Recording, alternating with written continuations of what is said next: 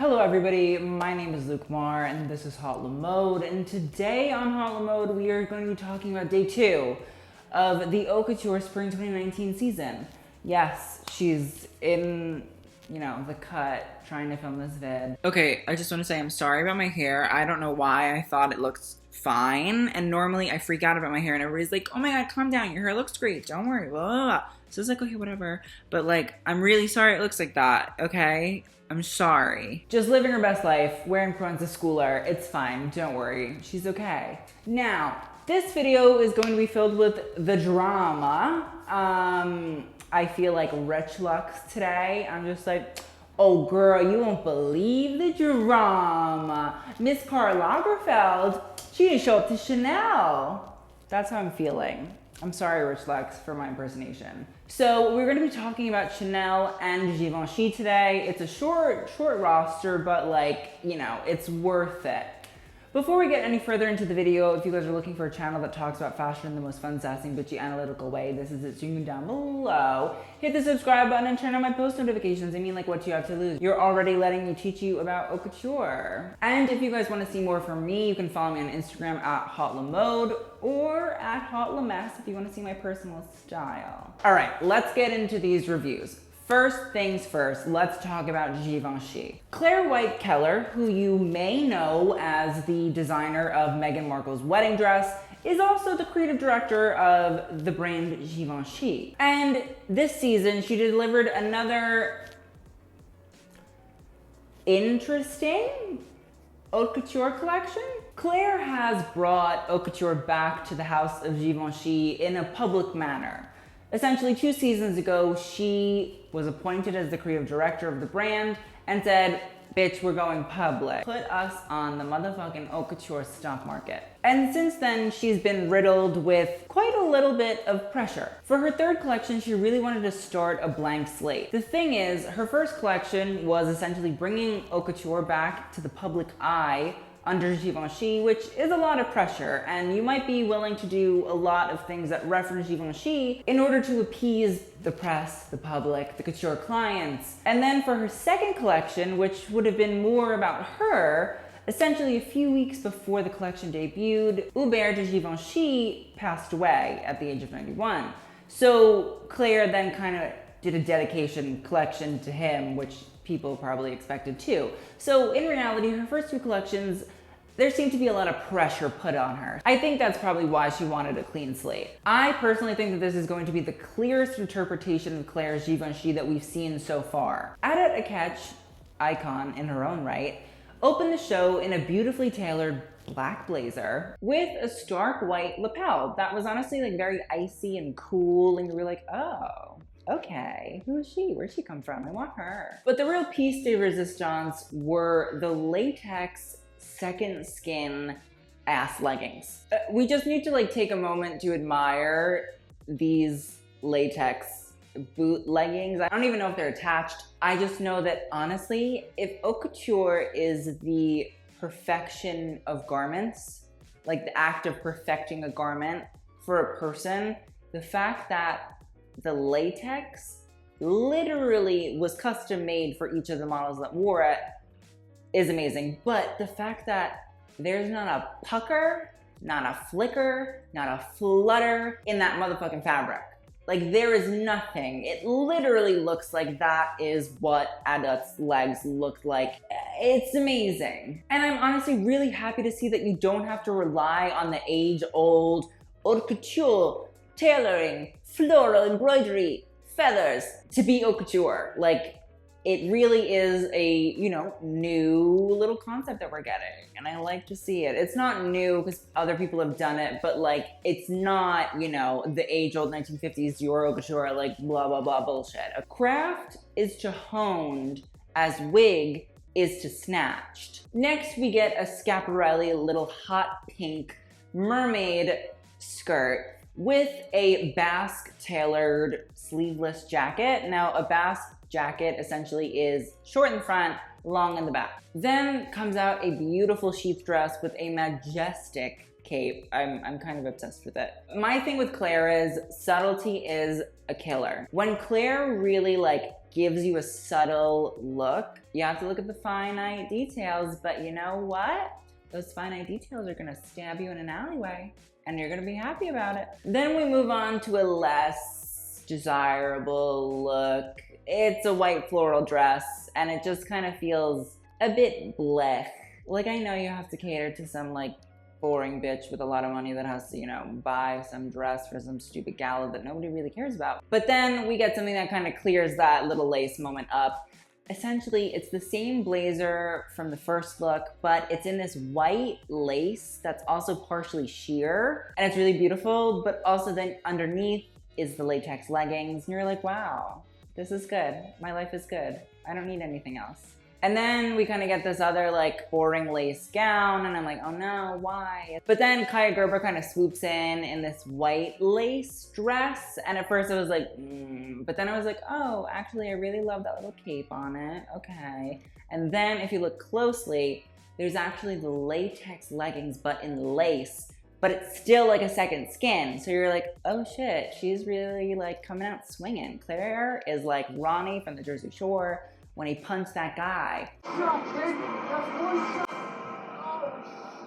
And then we get some men's looks, which I think is really interesting because Clare literally just showed an amazing men's collection, which was the first standalone men's collection that she's actually done. Clare like knows what she's doing. And honestly, the men's I don't think is amazing. And I think honestly it's kind of hard to make men's couture stand equal with women's couture because there just is not the same wow factor. But then we get this like weird neon yellow big cage bell dress. And then following that is this like corseted neon yellow thing. And then there's like the latex leggings underneath, but then over it is this like sheer floral overlay. And I just like don't know what's happening and why it's all going on. It confuses me and scares me. My thing is simplicity is key for Clare. The thing is, she really does have these amazing looks down underneath, but she always kind of covers them up with other aspects that you're like, no, I don't want to, that's not what I wanted to see. I want to see the really pure image that you've created. And then we get this look that kind of feels very Anthony Vaccarello at Saint Laurent, and like I just couldn't get the look out of my head. And I know that they're not like insanely similar, but I was just like, okay. And then comes a quintessential Clare look. And the thing is, it's a fine look. I've seen it sort of before, you know, it's nothing really that special. But on top of it is these sort of like Victoria's Secret angel wings. And I was like, what the fuck is happening? But then when the model like turned, we saw that it was a backpack. And now let me be real. I'm not saying that I think it's great, because I don't.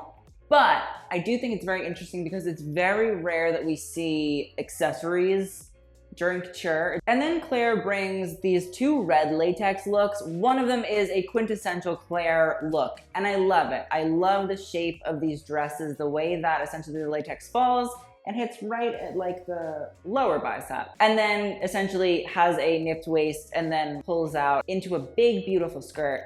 I love it. The one thing I will say, I don't like the weird embroidery that like comes up. It just like ruins it for me. But you know what? Maybe that's just me. Maybe it's a personal issue that I have. And then there's a red latex top with like a big lace gown that like crosses at the tits and then, you know, ties in the back, whatever. Again, I get it, but I also don't. Like I see the real kind of futuristic aspect, which I think Clare was going for throughout the collection. The one thing I was like wildly confused and kind of disgusted by were the fringe looks. Because I just don't really see that as something that Clare would do. But then I was like, that looks like Calvin Klein by Ralph Simmons. So then I did some investigative journalism. The fact that there's like white netting underneath the Calvin Klein fringe looks, and there's also white netting underneath Clare's fringe looks, and they kind of are like a year and a half apart, and they kind of seem to have the same ideas, is like very strange to me. And like, I just don't understand why nothing was said about it, you know, from like anybody.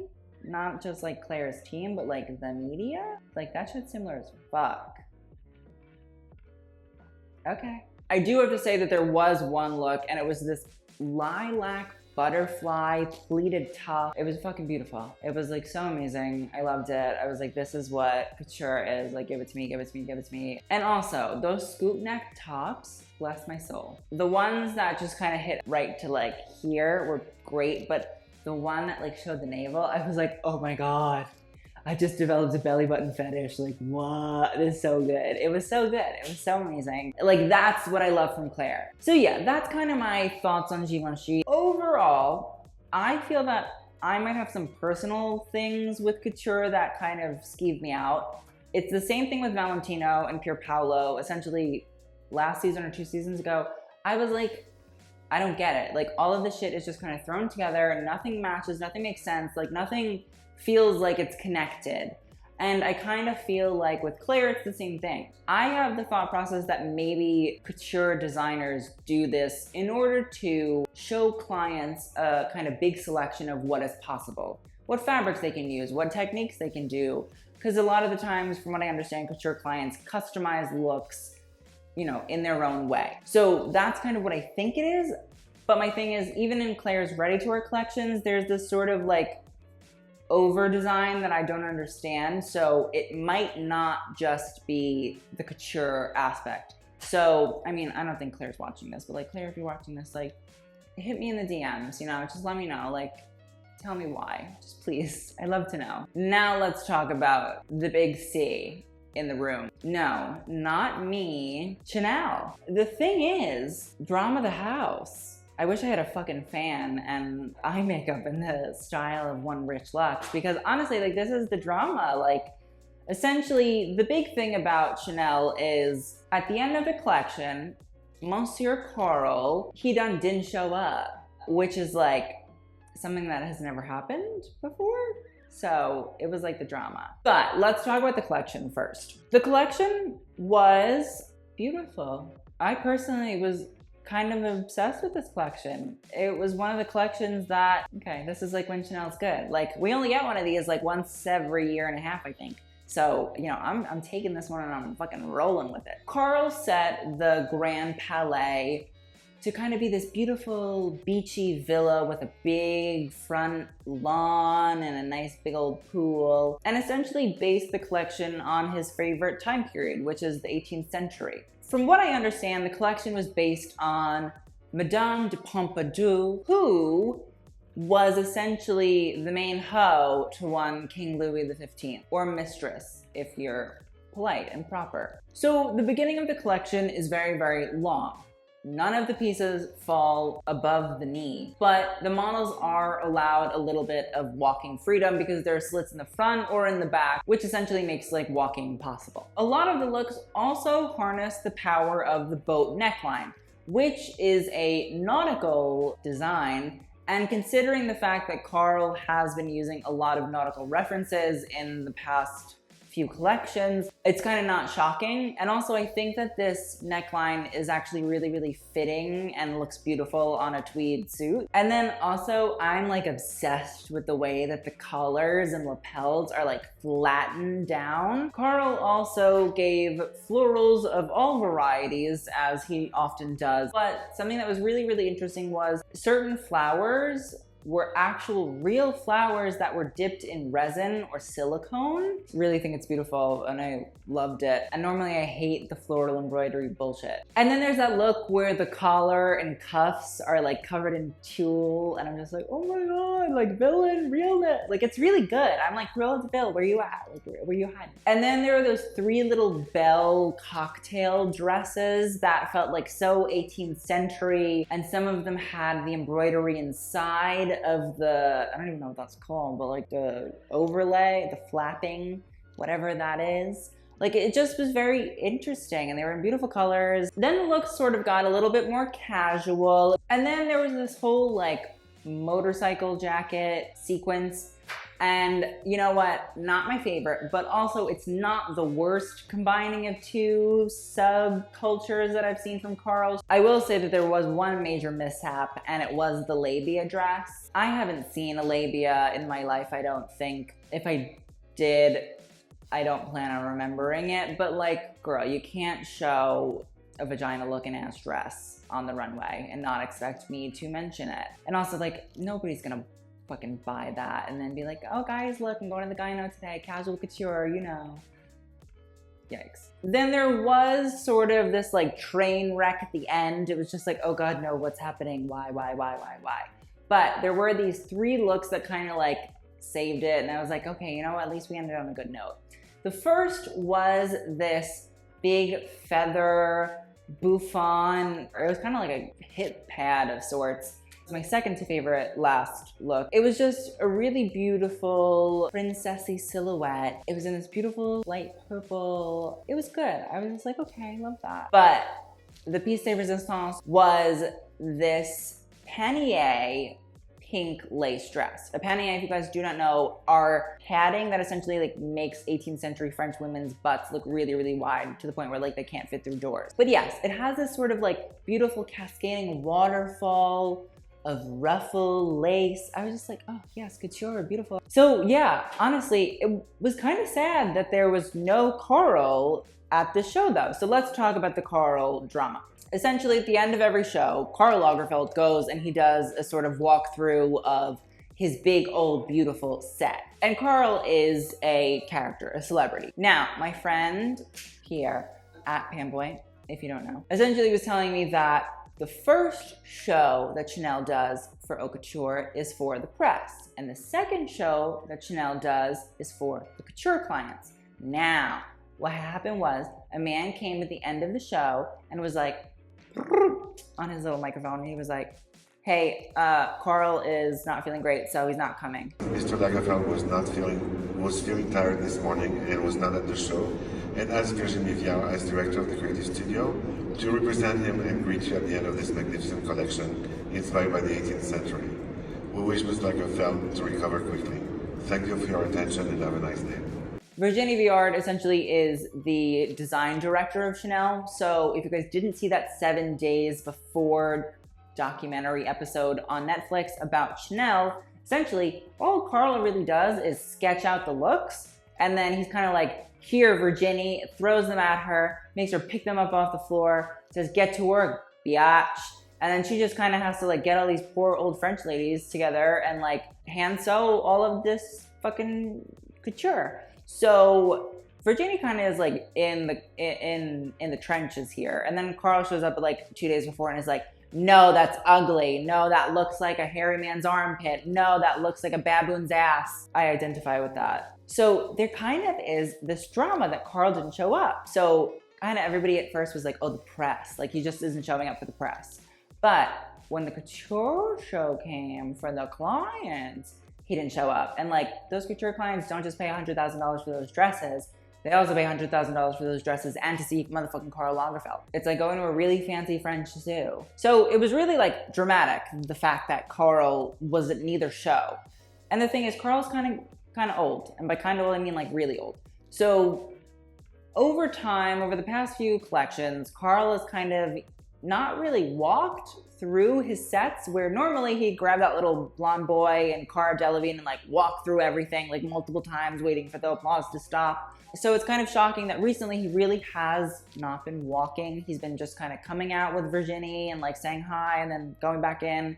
But he doesn't really seem like he's in the best, health situation.